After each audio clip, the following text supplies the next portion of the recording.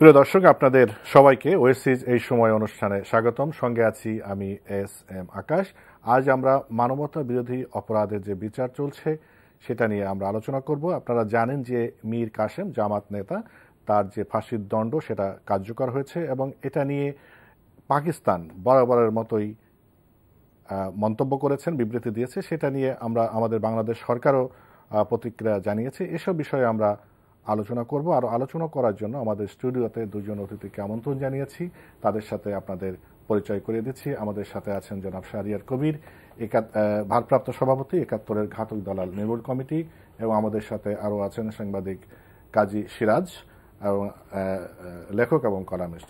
আপনাদের দুজনকে স্বাগত জানাচ্ছি। আমরা সর্বশেষ যে মানবতা বিরোধী অপরাধের দায়ে দণ্ডিত মীর কাসেমের যে ফাঁসি কার্যকর হয়েছে, আপনারা ঘাতক দালাল নির্মূল কমিটি থেকে দীর্ঘদিন ধরে আন্দোলন করে আসছেন। তার সফল পরিণতি বেশ কয়েকজনের ফাঁসি হয়েছে।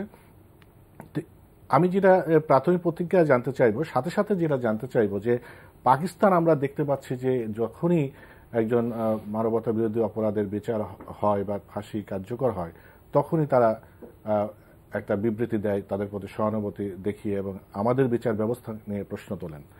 এবং বরাবর আমরা দেখি যে আমাদের দেশ থেকেও তাদের প্রতিবাদ জানানো হয় এবং তাদের যে হাইকমিশনার তাদেরকে ডাকা হয়। তো এই যে প্রক্রিয়াটা আপনি কিভাবে প্রতিক্রিয়া দেখাবেন?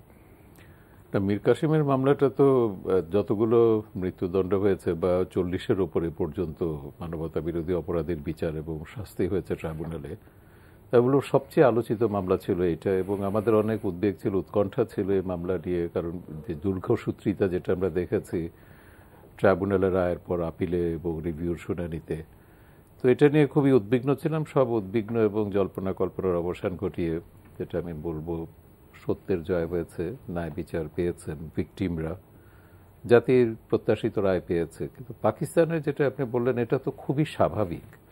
পাকিস্তান আগে খুব পরিষ্কারভাবে বলেছে এরা ৭১ সালে পাকিস্তান রক্ষার জন্য কাজ করেছে, পাকিস্তানকে এদের পক্ষে দাঁড়াতে হবে, এবং সেই কারণে পাকিস্তান বরাবরের মতন এবারও তাই করেছে।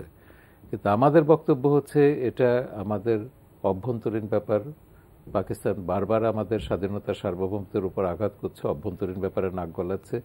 এই গতানুগতিক প্রতিবাদটা আমার কাছে মনে হয় যথেষ্ট না। এখন সময় এসছে এই আন্তর্জাতিক অপরাধ ট্রাইব্যুনালে পাকিস্তানি যুদ্ধাপরাধীদের বিচার করা। যতক্ষণ পর্যন্ত আমরা পাকিস্তানিদের এই যে গণহত্যা, মানবতার বিরুদ্ধে অপরাধ বা যুদ্ধ অপরাধের এই চিত্র সারা পৃথিবীর সামনে তুলে ধরতে না পারবো, বিচার করে তাদের শাস্তি দিতে না পারবো, ততক্ষণ পর্যন্ত পাকিস্তানের এই ঔদ্ধত্য কমবে বলে আমার মনে হয় না। আজ পর্যন্ত কোনো সরকার পাকিস্তানের কাছে ৭১-এর গণহত্যার জন্য ক্ষতিপূরণ দাবি করেনি। এর আগে আমি দেখেছি আমাদের আগের যে পররাষ্ট্রমন্ত্রী ছিলেন ডক্টর দীপুমণি কয়েকটা ফোরামে পাকিস্তানকে ক্ষমা চাইতে বলেছেন ৭১-এর গণহত্যার জন্য। ক্ষমা একটা জিনিস, কিন্তু ক্ষতিপূরণ আর একটা জিনিস। এবং এই দাবিটা নির্মূল কমিটি দীর্ঘকাল ধরে করছে, এবং এটা কোনো অভিনব দাবি নয়। আপনি জানেন দ্বিতীয় বিশ্বযুদ্ধের পরে সিদ্ধান্ত হয়েছিল জার্মানিকে ক্ষতিপূরণ দিতে হবে ভিকটিমদের, হলোকস্ট ভিকটিম যারা। এবং আমি জানি গত বছর পর্যন্ত জার্মানি ৭০ বছর পরও দ্বিতীয় বিশ্বযুদ্ধে তারা এই ক্ষতিপূরণ দিয়ে গেছে। গত বছর জাপান সম্মত হয়েছে, জাপানি সৈন্যরা যেসব নারীদের উপর নির্যাতন করেছে দক্ষিণ পূর্ব এশিয়ার বিভিন্ন দেশে, তাদেরকে তারা ক্ষতিপূরণ দেবে। তো জাপান বা জার্মান যদি দিতে পারে, আমরা পাকিস্তানকে কেন ক্ষতিপূরণ দিতে বাধ্য করতে পারবো না? তো এখানে আমাদের মনে হয় আমাদের পররাষ্ট্র নীতিটা, পাকিস্তানের ক্ষেত্রে আমাদের কূটনীতিটা আরেকটু অ্যাগ্রেসিভ হওয়া দরকার।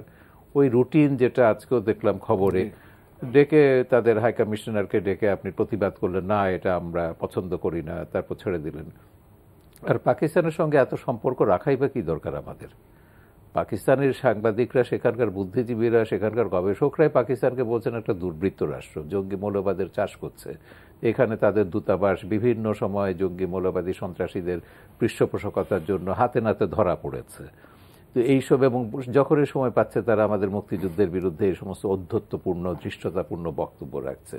তা আমরা বলেছি যদি একেবারে ছিন্ন করা সম্ভব যদি নাও হয়, সীমিত পর্যায়ে দুটো লিয়াজ অফিস থাকবে ঢাকা ইসলামাবাদে। এত বিশাল দূতাবাস তো রাখার দরকার নেই, ইসলামাবাদেও রাখার দরকার নেই, আমাদের এখানেও ঢাকাতেও ওদের থাকার দরকার নেই। জি, আপনার কাছে আবার আসবো এই প্রসঙ্গ নিয়ে। একই রকম প্রশ্ন যে বিশেষ করে পাকিস্তানের যে প্রতিক্রিয়া, বারবার তারা এইরকম অধ্যত্ত দেখাচ্ছে এবং বাংলাদেশ সরকার পক্ষ থেকে কূটনৈতিকভাবে শুধু প্রতিবাদ জানানো হচ্ছে এবং অভ্যন্তরীণ বিষয়ে নাক গলানো বাংলাদেশ পছন্দ করছে না, এই কথাটা বলা হচ্ছে। যেটা শাহরিয়ার কবির বললেন, এর আগে অনেকেই বলেছেন যে রিলেশনটা স্ট্যাটাসটা কি এরকম থাকবে কিনা, আপনি কি মনে করেন? ধন্যবাদ আপনাকে। আসলে তো ওই জায়গায় পাকিস্তানি রাখছে না। পাকিস্তান যে আচরণটা করছে, প্রথম কথা হচ্ছে আমি একমতই প্রকাশ করব, সেটা হচ্ছে 71 সালে পাকিস্তানের যে ভূমিকা ছিল, এখন মানবতা বিরোধী অপরাধের দায়ে যাদের বিচার হচ্ছে, দণ্ড হচ্ছে, দণ্ড কার্যকর হচ্ছে, তারাও একই অপরাধের সঙ্গে যুক্ত ছিল, একই অপরাধ ছিল। তারাও এরা নিজেকে পাকিস্তানি দাবি করত, এখনও তারা সুযোগ পেলেই তো সেরকম কথাবার্তা বলে। এবং পাকিস্তানিরা এস্টাবলিশ করছে এক একটা ঘটনার বিচার হয়, শাস্তি হলে তারা দাবি করে এরা আমাদের লোক। আমাদের লোক মানে কি? পাকিস্তান। ওরা এখনও পাকিস্তানের চিন্তা ভাবনা, ধ্যান ধারণা এগুলো নিজেদের রাখছে, নিয়ে চলছে। তো এটা প্রতিষ্ঠিত সত্য কথা। আমাদের এখানে জামাত ইসলামের বিরুদ্ধে এবং অন্যান্য যে শক্তিগুলো জঙ্গি বিভিন্ন তৎপরতায় জড়িত, এদের যে রাজনৈতিক ভূমিকা, এদের যে অবস্থানটা, এটা স্পষ্ট। তারা বাংলাদেশের স্বাধীনতাকে তখন যেমন বিরোধিতা করেছে, এখনও বাংলাদেশের স্বাধীনতাকে, অস্তিত্বকে তারা স্বীকার করতে চায় না। এবং তারা যে কাজগুলো করছে তাদের লক্ষ্যই হচ্ছে, পাকিস্তানিরা যেটা প্রকাশ করতে চাইছে, ওরা তখন যেরকম পাকিস্তানকে রক্ষা করার জন্যে পাকিস্তানি হানাদার বাহিনীদের সঙ্গে মিলে আমাদের মুক্তিযুদ্ধের, স্বাধীনতা যুদ্ধের বিরোধিতা করেছে, এখনও তারা তাদের সেই স্বাধীন স্বপ্নের পাকিস্তান আবার পুনঃপ্রতিষ্ঠার একটা স্বপ্ন দেখে। এখানে যারা কাজ করছে তারা ওই লক্ষ্যে কাজ করছে, পাকিস্তান থেকে তারা তাদের পৃষ্ঠপোষকতা করছে। এগুলো তো স্পষ্ট। এই যে আমাদেরকে জঙ্গি তৎপরতা বলেন, যে অবস্থাগুলো আমাদের রাষ্ট্রের উপরে যে আঘাতগুলো বারবার আসছে, রাষ্ট্রের স্থিতি বিনাশ করে দেওয়ার জন্য যে চক্রান্তগুলো চলছে, এখন স্পষ্ট হয়ে যাচ্ছে এগুলোর পেছনে পাকিস্তানের একটা ভূমিকা আছে। এটার পরোক্ষ ভূমিকা তারা প্রকাশ করে দিচ্ছে, একেবারে প্রত্যক্ষই তারা ভূমিকা রাখছে। তো এই ক্ষেত্রে বাংলাদেশের পাকিস্তানের সাথে রাষ্ট্রের সম্পর্কটা কেমন হবে, এটা বিবেচনা করার সময় এসছে। ওই যে আবার ওই যে ক্ষতিপূরণের কথা বলা হলো, যেটা বিভিন্ন সময় বলা হচ্ছে, এটা তো সত্যি কথা। আমাদের দেশে কোনো সরকার এ পর্যন্ত পাকিস্তানদের কাছে মুক্তিযুদ্ধে যারা শহীদ হয়েছে, যারা ক্ষতিগ্রস্ত হয়েছে পাকিস্তানের কাছ থেকে, প্রথম কথা হিস্সাটাও আদায় করেনি, তারা যেগুলো নিয়ে গেছে, আর একটা ক্ষতিপূরণটাও দাবিও করেনি। সেরকম লড়াই করা তো আদায় করার জন্য ভিন্ন জিনিস। তো এই জিনিসগুলো এখন নতুন করে আবার আসা শুরু করেছে যে পাকিস্তানের কাছে ক্ষতিপূরণ আদায় চিন্তা করতে হবে।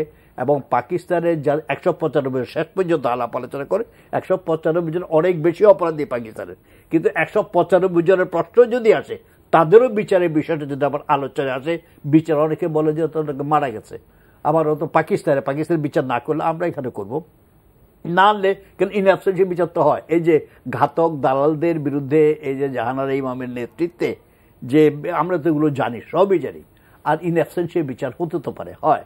তো একটা প্রক্রিয়া শুরু করে পাকিস্তানের যে ঔদ্ধত্যপূর্ণ আচরণ, এগুলো কমবে। আর ওই যে রাজদূত সম্পর্কের ব্যাপারটা হচ্ছে, এত বিশাল বিশাল অফিস আদালত মেনটেন করে এদের শত শত লোককে বাংলাদেশে জঙ্গিদের সহায়তা করার জন্য, পৃষ্ঠপোষকতা দেওয়ার জন্য রাখবার কোনো দরকার নেই। সে সুযোগ তাদেরকে দেওয়ার কোনো দরকার। আমাদেরও পাকিস্তানে আমি একমত, ওনার সঙ্গে দুজনেই এই বিষয়ে একমত হয়েছে, কিন্তু সরকারের অবস্থান তো আমরা একই দেখছি।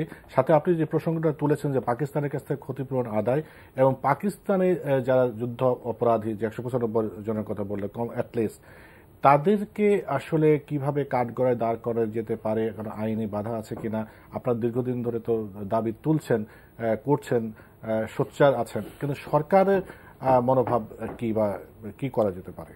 তো পাকিস্তানের ব্যাপারে আমরা যখন কূটনৈতিক সম্পর্ক ছিন্ন করবার কথা বলেছিলাম গত বছর, তখন সরকারের পক্ষ থেকে বলা হয়েছিল যে না, অনেকগুলো ফোরামে পাকিস্তানের সঙ্গে বাংলাদেশ আছে, পাকিস্তানের সঙ্গে বাংলাদেশ ওআইসিতে আছে, সার্কে আছে। এখন আমি কূটনৈতিক সম্পর্ক ছিন্ন করলে সার্কের সঙ্গে আমার সম্পর্ক কি দাঁড়াবে, ওআইসির সঙ্গে আমার সম্পর্ক কি দাঁড়াবে, কারণ ওআইসিটা তো বাংলাদেশের জন্য গুরুত্বপূর্ণ একটা ব্যাপার। তো এগুলোর বিবেচনায় তারা বলেছে কূটনৈতিক সম্পর্ক ছিন্ন করবেন না। তারপর আমরা বলেছিলাম তাহলে এটা সীমিত করে দিন। বহু দেশের সঙ্গে এরকম সীমিত সম্পর্ক আছে, দুটো লিয়াজো অফিস থাকবে, ভিসা তো আজকাল অনলাইনে ভিসা পাওয়া যায়। আর এই যে ভিসা নিয়েও এই যে গত 2-3 মাস আগে বেরোলো 1000-এর ওপর পাকিস্তানি ভিসা নিয়ে এসছে, তারপর নিখোঁজ হয়ে গেছে, তাদের ফিরে যায়নি। তো এদের তো বেশিরভাগই আমরা ধারণা করি এসব জঙ্গিদের সঙ্গে কোথাও নিয়ে নাইখংছড়ি বা কক্সবাজার বা পার্বত্য চট্টগ্রামের কোথাও জঙ্গিদের প্রশিক্ষণ দিচ্ছে। তো এই বিষয়গুলো আমাদের জাতীয় নিরাপত্তার সঙ্গেও জড়িত। সেই জন্য আমরা বলবো যে অন্য সব দেশের সঙ্গে আমার কূটনৈতিক সম্পর্ক যাই থাকুক, পাকিস্তানের এই সমস্ত আচরণের কারণে পাকিস্তানের সঙ্গে আমাদের সম্পর্ক পুনর্মূল্যায়নের সময় এসে গেছে। না হলে এই যে জঙ্গিদের যে তৎপরতা আমরা যেটা দেখতে পাচ্ছি, আইএসআইয়ের সঙ্গে এখানকার জামাতে ইসলামী সম্পর্ক এটা তো নতুন নয়। এটা নিয়ে পাকিস্তানের উপর আমার একটা প্রামাণ্য চিত্র আছে, জিহাদ উইদাউট বর্ডার।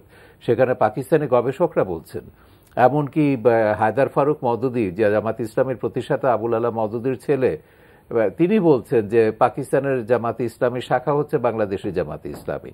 তো সেভাবে জামাতে ইসলামী আচরণ করছে, পাকিস্তানও সেভাবে আচরণ করছে, তাদের দলের নেতার উপর হামলা হচ্ছে, তাদের দলের নেতাদেরকে হত্যা করা হচ্ছে, ফাঁসিতে দেওয়া হচ্ছে। এটা স্বাভাবিক। উনি বললেন যে পাকিস্তানের কাছে তোমরা কি আশা করো। তবে আপনাকে আমি আরেকটা কথা বলতে পারি, আমি সম্প্রতি একটা ছবি বানানো শেষ করেছি যুদ্ধাপরাধীদের বিচার নিয়ে। পাকিস্তানে আমি সেখানকার বুদ্ধিজীবীদের সঙ্গে কথা বলেছি। আমরা কিন্তু 2012 সালে পাকিস্তানে 71-এর ঘাতক দেলা নির্মূল কমিটি শাখা গঠন করেছি। সেখানকার সচেতন বুদ্ধিজীবীরা, নাগরিকরা, মানবাধিকার কর্মীরা, তারা কিন্তু আন্তরিকভাবে বাংলাদেশে যুদ্ধাপরাধীদের বিচার প্রক্রিয়া সমর্থন করেন। এবং আমার ছবিতে সে বিখ্যাত ক্লাসিক্যাল ডান্সার সীমা কিরমানি বলছেন যে হামিদুর রহমান কমিশন তো সুপারিশ করেছিল, যেসব জেনারেলের নাম উল্লেখ করেছিল বাংলাদেশে গণহত্যা করেছে, যে তাদের বিচার করা উচিত। তিনি বলেছেন আমি এখনো মনে করি এদের বিচার করা উচিত, এবং যে গণহত্যা তারা করেছে এটা মানে অকল্পনীয় গণহত্যা তারা করেছে ওরা বলছেন। এবং পাকিস্তানের বুদ্ধিজীবীরা এক বাক্যে বলেছেন যে পাকিস্তান সরকারের কোনো এখতিয়ার নেই বাংলাদেশের অভ্যন্তরীণ ব্যাপারে নাক গলানোর, বাংলাদেশ একটা স্বাধীন সার্বভৌম রাষ্ট্র। এটা পাকিস্তানের বুদ্ধিজীবীরা, সচেতন নাগরিকরা কিন্তু এ ব্যাপারে তারা সরকারের প্রতিবাদ করেছেন। আমার ওখানে কমিউনিস্ট পার্টির জেনারেল সেক্রেটারি ইমদাদ কাজীর বক্তব্য আছে। ইমদাদ কাজী বলেছেন আগেরবার যে পার্লামেন্টে প্রস্তাব নেওয়ার সঙ্গে সঙ্গে আমরা এটা বিবৃতি দিয়েছি, পার্লামেন্টে প্রতিবাদ করেছে, সিনেট, ওদের সিনেট বলে। এবং আমরা বলেছি যে এই প্রতিক্রিয়া দেখে মনে হচ্ছে পাকিস্তানে এখন কোনো গণতান্ত্রিক সরকার নয়, বোধহয় এখনো সামরিক বাহিনী ক্ষমতা রয়েছে, ইয়া খানের প্রেতাত্মারা ক্ষমতা রয়েছে। এটা ইমদাদ কাজী আমার ছবিতে বলেছেন। সুতরাং সেই জন্য আমরা বলছি যে পাকিস্তানের সঙ্গে সম্পর্কটা এখন পুনর্মূল্যায়নের সময়। একটা সম্পর্ক পুনর্মূল্যায়ন, কিন্তু আমাদের ক্ষতিপূরণ এবং যে তাদের বিচারের ক্ষতিপূরণের ব্যাপারটা তো আগে তো বিচার শুরু করতে হবে। আগে তো আন্তর্জাতিকভাবে আপনাকে আদালতে প্রমাণ করতে হবে গণহত্যা তারা করেছে। হ্যাঁ, হামিদুর রহমান কমিশনের রিপোর্ট একটা আমাদের মামলার কাজে লাগবে, কিন্তু এটা মোটেই যথেষ্ট নয়। খুবই সীমিতভাবে তারা সীমিত পরিসরে কাজ হয়েছে, এবং বক্তব্য যাদের টেস্টিমনি নেওয়া হয়েছে, এবং পরে এটা অনেক রকমের ইয়েও হয়েছে। এটা তো অফিসিয়ালি তো এখনো পাবলিশড হয়নি, এবং অনেকগুলো পরে যখন এটা প্রকাশ করা হলো তখন দেখা গেল যে অনেকগুলো পাতা সেখান থেকে মিসিং। তো সেই জন্য পাকিস্তানে গণহত্যার ভিকটিম, মানে ভিকটিম বলবো অন্য অর্থে যে যারা প্রতিবাদ করে জেল খেটেছিলেন, এরকম অনেক মানুষ আছেন। তারা বলেছেন, আহমদ সেলিম থেকে শুরু করে সেই কবি যিনি গণহত্যার প্রতিবাদ করে কবিতা লিখেছিলেন, 9 মাস জেলে ছিলেন, বেতের বাড়ি খেয়েছেন, জরিমানা দিয়েছেন, এরকম অনেক মানুষ যারা, আপনি আসগর খানের ছেলের কথা যদি বলি, আর মার্শাল আসগর খানের ছেলে ওমর আসগর, তিনি সামরিক বাহিনী থেকে পদত্যাগ করেছেন। ইয়ং ক্যাপ্টেন ছিলেন তখন, যে না, যেটা পূর্ব পাকিস্তানে যেটা হচ্ছে এটা আমি করবো না, পদত্যাগ করেছেন। তারপর তার কোর্ট মার্শাল হয়েছিল। এরকম মানুষ আছেন, এবং তারা বলেছেন বাংলাদেশ যদি কখনো বিচারের উদ্যোগ নেয় তারা পাকিস্তান থেকে এসে এখানে সাক্ষ্য দেবে। তাহলে বাংলাদেশ কি পরবর্তী ধাপে উদ্যোগ নিতে যাচ্ছে কিনা, বা আপনার কাছে কি তথ্য আছে? আমরা জানি যতদূর যে 2013 সালে এরকম একবার একটা কথা হয়েছিল, 14 সালে একবার কথা হয়েছিল যে জামাতের বিচার করে পাকিস্তানিদের বিচার করবে। কিন্তু আমাদের এখন সমস্যা কোথায় দাঁড়িয়ে গেছে? 2টো ট্রাইব্যুনাল ছিল, সেটাও তো একটা হয়ে গেছে। ট্রাইব্যুনালের স্বল্পতা, রসদের স্বল্পতা, এবং অন্য যে পাকিস্তানের এটা করতে গেলে কিন্তু এটা প্যান্ডোরার বক্স খোলার মতন হবে। তদন্ত করা, এখন তদন্ত করতে গেলে তো আপনার এখন এরা যেটা হচ্ছে পাকিস্তান যে বিষয়টা সবসময় আনে, যদিও আমরা বলি যে এটাও আন্তর্জাতিক আইনে বৈধ না, ওই ত্রিপক্ষীয় চুক্তির ব্যাপারটা যে বাংলাদেশ ক্ষমা করে দিয়েছে, আবার কিসের বিচার, ও সেটার ব্যাপারে আমরা সবসময় বলেছি ওই ত্রিপক্ষীয় চুক্তির কোনো আইনগত বৈধতা নেই। কারণ ওই চুক্তি প্রথম পাকিস্তান লঙ্ঘন করেছে। চুক্তিতে ছিল পাকিস্তানের এই যে আটকে পড়া পাকিস্তানিদের ফেরত নেবে, ওই 195 জনের বিচার তারা নিজেরা করবে। তারা এটা বিচার করেনি, পাকিস্তানে আটকে পড়া পাকিস্তানিদের ফেরত নেয়নি, ওই চুক্তি তো তারাই লঙ্ঘন করেছে।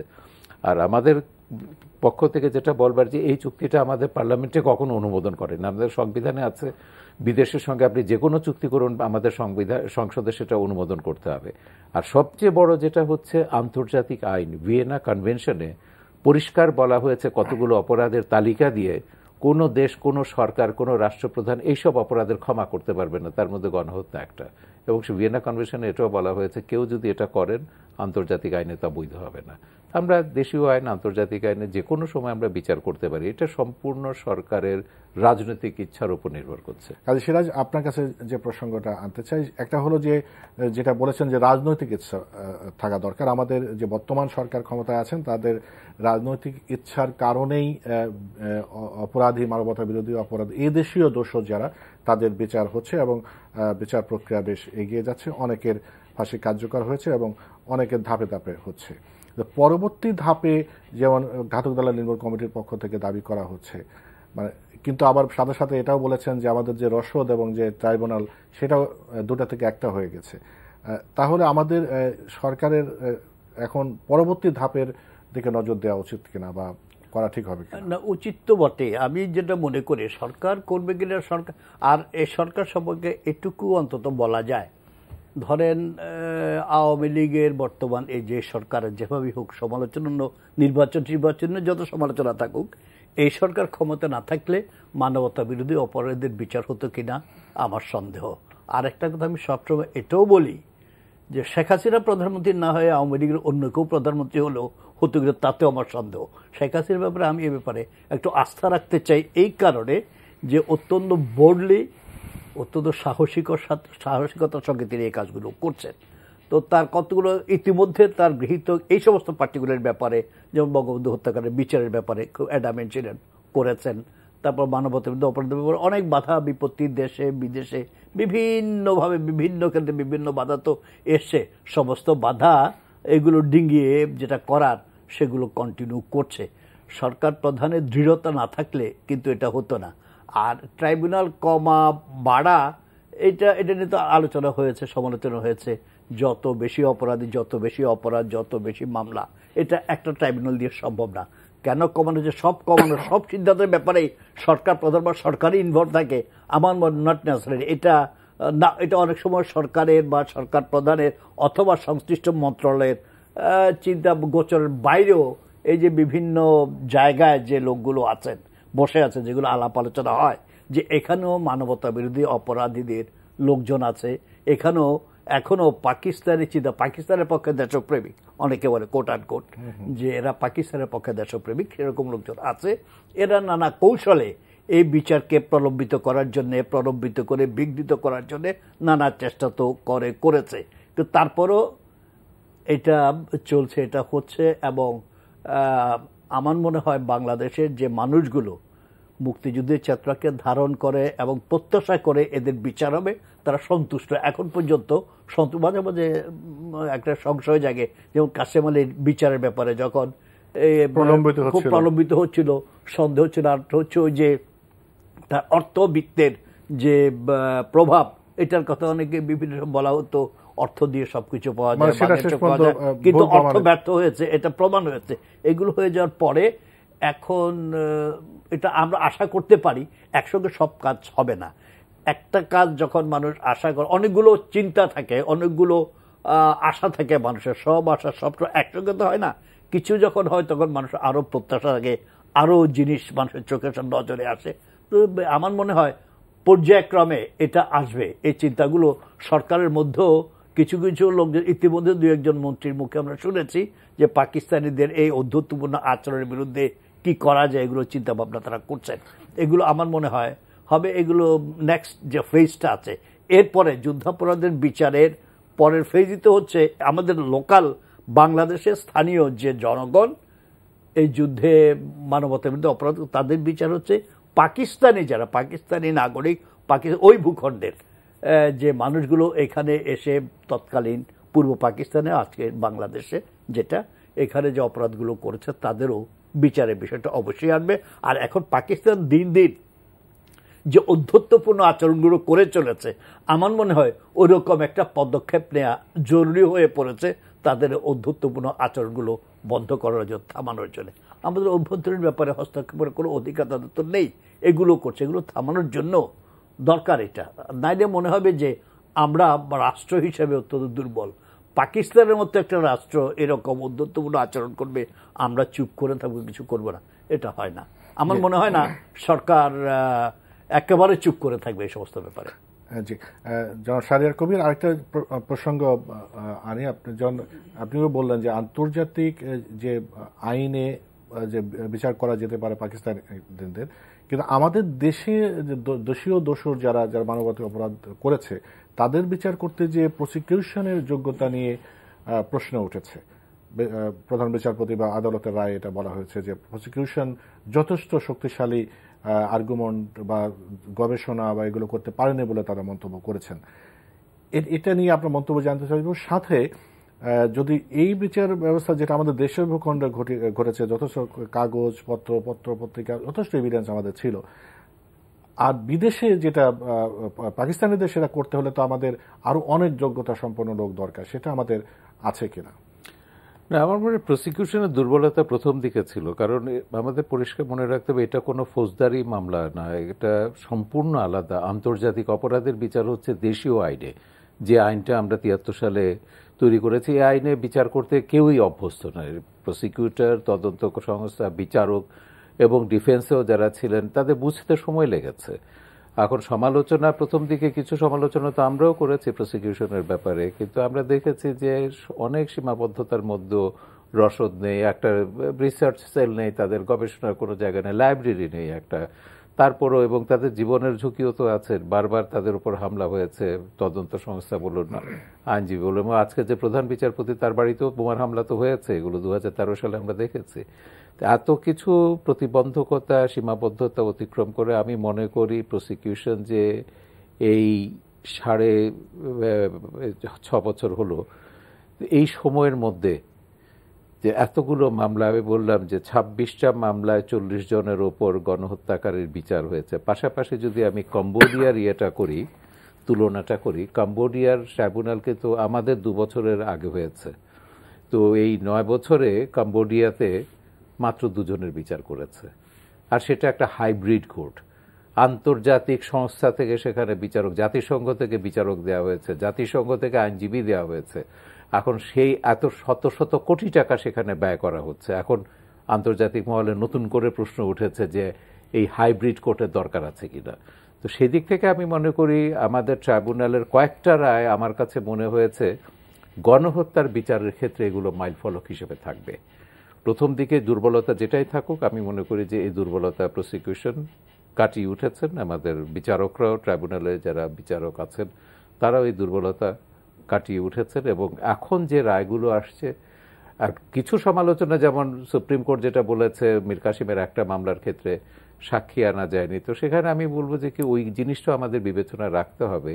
মীর কাসিমের টাকা, প্রভাব, একদিকে জামাত টাকার প্রলোভন দিয়ে সাক্ষীদেরকে বশীভূত করেছে, আবার সাক্ষীদের গুম করেছে। সাইদির মামলায় তো সাক্ষী গুম করার ঘটনা ঘটেছে।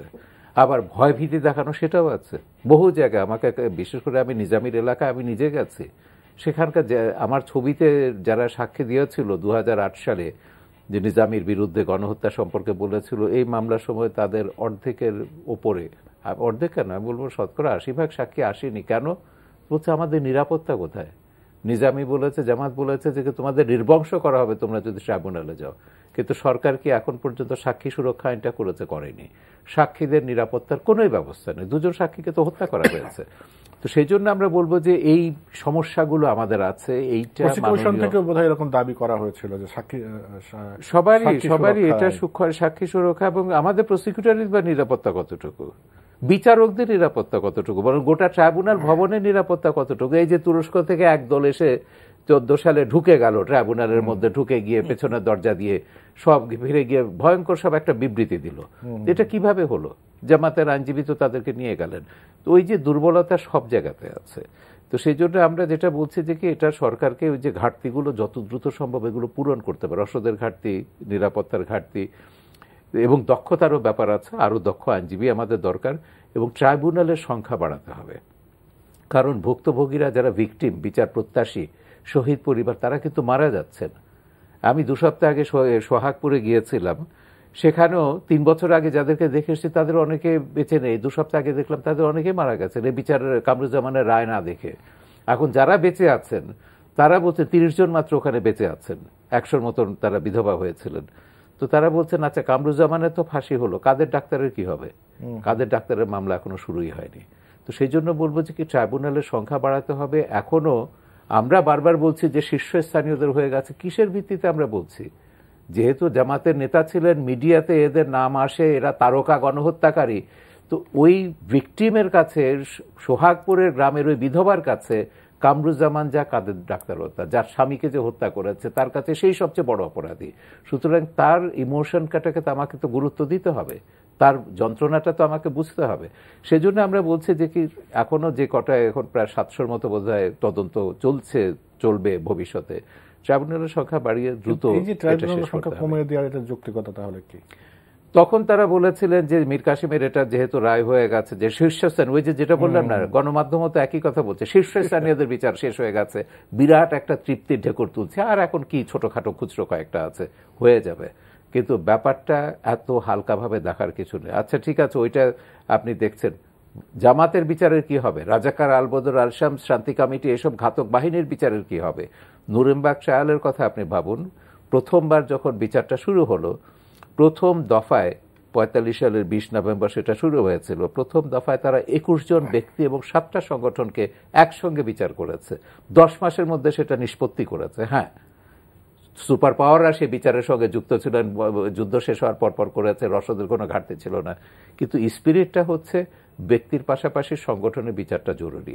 আর সংগঠনের বিচারটা যদি আমরা করে ফেলতে পারি, ব্যক্তিদের বিচার করাটা অনেক সহজ হয়ে যাবে। এই যে কামরুজ্জামান, মুজাহিদ এবং কাসিমের বিচারের ক্ষেত্রে যে চ্যালেঞ্জগুলো, সমস্যাগুলো হয়েছে, আমি জামাতকে যদি বিচার করে আগে অপরাধী সংগঠন হিসেবে রায় পেতাম, বা আলবদরের বিচার করে, আলবদর একটা অপরাধী সংগঠন, গণহত্যার সঙ্গে যুক্ত ছিল, এই মামলাগুলো অনেক সহজ হয়ে যেত।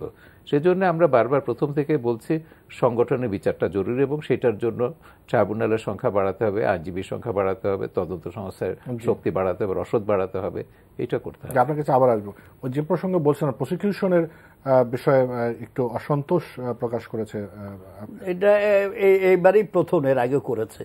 প্রসিকিউশন আমার কিছু কথা আমি সবসময় বলি যেখানে, যে সেখানে আমার ধারণা, প্রসিকিউশন প্রথম কথা এটা নতুন জিনিস আমাদের এখানে, তো আন্তর্জাতিক অপরাধ ট্রাইব্যুনাল আগে তো কখনো হয়নি, এটা সবার জন্য নতুন, বিচারক থেকে শুরু করে সবার জন্য। আর প্রসিকিউশনের সঙ্গে যারা যুক্ত আছেন, এদের আইন পেশায় সময়টা দেখতে হবে, কতদিন ধরে তারা আইন পেশার সঙ্গে জড়িত আছে, যুক্ত আছে, এরা কমিটেড, এর ব্যাপারে কোনো সন্দেহ নেই। কিন্তু এই ব্যাপারে কমিটেড অনেক সিনিয়র আইনজীবী তো আমাদের এখানে আছেন, ছিলেন, এখনো আছেন। এখন তো একজন মন্ত্রী হয়ে গেছে, আনিসুল হক সাহেব। আমি যদি প্রশ্ন করি, প্রসিকিউশন যখন গঠন হয় তখন আনিসুল হক সাহেবরা, ব্যারিস্টার রকরউদ্দিন মাহমুদ সাহেবরা, এই ধরনের সিনিয়র আইনজীবী যাদের অভিজ্ঞতা এখন প্রসিকিউশনে যারা আছেন তাদের অনেক বেশি দীর্ঘদিন তারা এই আইন প্রফেশনে জড়িত, অভিজ্ঞতা জড়িত, তাদের সঞ্চয় অনেক বেশি। তাইলে প্রসিকিউশনটা আরো শক্তিশালী হতো, সবল হতো। তাদের সঙ্গে এখন যারা আছেন এরা সব মিলে মিশে করলে যে ভুলগুলোর কথা, যে ত্রুটিগুলোর কথা আজকে আদালত থেকে চিহ্নিত করে বলা হচ্ছে, যে অনেক রকম হটছড়া করা হচ্ছে, তো এগুলো হতো না। তো এখন এনারা মূল কারণে যে বললো এখানে আসতে চায় না, এখন যারা প্রসিকিউশনের সঙ্গে আছেন এদেরকে থ্যাঙ্কস দেওয়া উচিত, আমাদের থ্যাঙ্কস, কৃতজ্ঞতা জানানো উচিত। তারা যে পয়সা কড়ি পান, তারা যদি এমনিতে প্রসিকিউশনের থেকে এমনি যদি প্র্যাকটিস করে, নিজেরা যদি এমনিতে প্র্যাকটিস করতো, তাহলে এখন তাদের যে আর্নিং, সরকার থেকে যে সহযোগিতা দেওয়া হয় অনেক বেশি, তারা আর্ন করতে পারে, ঝুঁকি আছে, ওগুলো তো আছেই। তো এখন কেউ যদি মনে করে সিনিয়র লয়াররা এরা 1 বছরে যা পাবে ওনারা একদিনে তা আর্ন করতে পারেন, কি জন্য সেখানে যাবেন? সেটাই যদি বড় হয়ে যায়, অথবা ঠিক আছে ওখানে চলে গেলে তো আমি সরকারি কোনো পদ পদবি এগুলোতে আর যেতে পারবো না এই মুহূর্তে, ওগুলো যদি চিন্তা ভাবনা থাকে, তাইলে আমার যেটা ব্যক্তিগত ধারণা, এটা অনেকে আবার এটা এগ্রি নাও করতে পারেন, আমার ধারণা এই সমস্ত কারণে সিনিয়র লয়ার যারা ছিলেন যারা মুক্তিযুদ্ধের পক্ষের, এটা আমরা জানি, চিনি, এরা এমন না যে তারা মুখে বলেন এক কথা পেটে আর এক কথা, তা তো না। এরাও মুক্তিযুদ্ধের পক্ষে চিন্তা ভাবনা করেন, কমিটেড লোকজন। এই সিনিয়র আইনজীবীরা যদি প্রসিকিউশনের সঙ্গে যুক্ত থাকতেন তাহলে এই প্রশ্নগুলো আসতো না। এবং এখনো যদি এটা যদি বাড়ানো হয়, আমি কিন্তু একটু দ্বিমত পোষণ করবো আপনার সঙ্গে এই জন্য যে আমরা কিন্তু এটা ফৌজদারি আইনে বিচার করছি না। আমাদের এখানে ফৌজদারি আইনে অভিজ্ঞ 40-50 বছর 60 বছর পেশা বিচার অভিজ্ঞতা রয়েছে, আইন পেশার অভিজ্ঞতা রয়েছে, কিন্তু এটা হচ্ছে সম্পূর্ণ আলাদা আন্তর্জাতিক অপরাধের বিচার। আন্তর্জাতিক অপরাধ, গণহত্যা আমাদের ফৌজদারি আইনের কোনো সংজ্ঞাই নেই। মানবতার বিরুদ্ধে অপরাধ, শান্তির বিরুদ্ধে অপরাধ, জেনেভা বা ভিয়েনা কনভেনশনের ভায়োলেশন, এগুলো তো আমাদের ফৌজদারি আইনের কনসেপ্টের মধ্যে নেই। যারা ফৌজদারি আইন করেন তারা যে এইসব অপরাধ বুঝবেন এমন কোনো মানে নেই। সেজন্য আমি বলবো, এখানে অনেকেই বলেছে যে আরো সিনিয়র যারা, এদেরকে কেন দেওয়া হয়নি। হ্যাঁ, সিনিয়রদের একটা সিনিয়রিটির মূল্য আছে, অভিজ্ঞতার মূল্য আছে। আমাদের টিপু ভাই যেমন আছেন এখানে, তার তো 50 বছর উপর হয়ে গেছে আইন পেশায়। তো সিনিয়রিটিটা কিন্তু টিপু ভাই কয়টা মামলা করেছেন, চিফ প্রসিকিউটর কয়টা মামলা করেছেন, এখানে সিনিয়রিটিটা এখানে ইম্পর্টেন্ট। এখানে হচ্ছে আন্তর্জাতিক অপরাধের আইনটা বোঝার ব্যাপার। নুরেমবার্গ ট্রাইব্যুনাল থেকে টোকিও ট্রাইব্যুনাল, ম্যানিলা ট্রাইব্যুনাল থেকে শুরু করে কম্বোডিয়াতে এই যে মামলাগুলো চলছে আন্তর্জাতিক অপরাধে মামলার বিশ্বব্যাপী, এগুলো কতটুকু তারা বুঝেছেন, কতটুকু জেনেছেন, এর চ্যালেঞ্জগুলো কিভাবে মোকাবেলা করতে হবে। এই মামলাতে এই আইনে পরিষ্কার বলে হয়েছে যে কি এইটা প্রচলিত ফৌজদারি আইন বা চাক্ষুষ আইন বা প্রত্যক্ষদর্শীদের ব্যাপার যেটা বলা হচ্ছে সেটা দ্বারা গাইডেড হবে না। কনভেনশনাল এভিডেন্স অ্যাক্ট এই মামলার ক্ষেত্রে প্রযোজ্য হবে না। এই মামলায় সংবিধান পরিবর্তন করে আসামিদের অনেকগুলো মৌলিক অধিকার রহিত করা হয়েছে। সুতরাং এই মামলা করতে গেলে আপনাকে 73-এর আইন বুঝতে হবে, আপনাকে আন্তর্জাতিক অপরাধ বুঝতে হবে, আন্তর্জাতিক অপরাধের আইন বুঝতে হবে। আমি এখানে আমরা ইয়ে নেই, কিন্তু ঘটনা হচ্ছে একজন সিনিয়র, একজন প্রবীণ আইনজীবী এই জিনিসটা যত সহজে বুঝবেন। আমি কিন্তু আমার অভিজ্ঞতা সিরাজ ভাই অন্যরকম, যে প্রবীণদের মাথায় এত বেশি ফৌজদারি এটা চেপে বসে আছে, ওইখান থেকে পরিষ্কার করা মুশকিল, ওনাদেরকে বোঝানো মুশকিল। কিন্তু আমার পক্ষে তুরিনকে বোঝানো সম্ভব। তুরিনকে তো আমরা তৈরি করেছে, জাস্টিস রাব্বানি বলুন, জাস্টিস সোবহান বলুন, এরা তুরিনকে বছরের পর বছর তৈরি করেছে এই মামলার জন্য। তুরিন কিন্তু ফৌজদারি মামলা কয়টা করেছে আমি জানি না, হাইকোর্টে যখন সে এনলিস্টেড ছিল, কিন্তু এই মামলাতে তো দেখা গেছে সে তার দক্ষতা প্রমাণ করেছে। দক্ষতা জাতীয়ভাবে আন্তর্জাতিকভাবে প্রমাণ করেছে। তাদেরকে আমি ছোট করছি না, তারা এদের কাজেই তো এই রায়গুলো আসলো। এই যে সাফল্য, এই আমি বললাম না যে কম্বোডিয়াতে যেখানে হেলেন জার্ভিস থেকে শুরু করে আন্তর্জাতিক খ্যাতিসম্পন্ন আইনজ্ঞরা যে বিচার প্রক্রিয়ার সঙ্গে যুক্ত, তারা পর্যন্ত যে সাফল্য দেখাতে পারেননি, আমাদের আইনজীবীরা সেই সাফল্য দেখিয়েছেন। জি, অনেক ধন্যবাদ। আমাদের আইনজীবীদেরকে অনেক ধন্যবাদ, যারা হয়তো প্রথম দিকে নতুন হওয়ার কারণে হয়তো কোনো একটু দুর্বলতা থাকতেও পারে, কিন্তু যেমন শাহরিয়ার কবির বলেছেন যে তারা সেই দুর্বলতা কাটিয়ে উঠে এবং সাফল্য দেখাচ্ছে, এবং আগামীতে যে বিচারগুলো আছে সেগুলো সাফল্যের সাথে শেষ করতে পারবেন সেই প্রত্যাশা রাখি। আপনারা সবাই ভালো থাকবেন।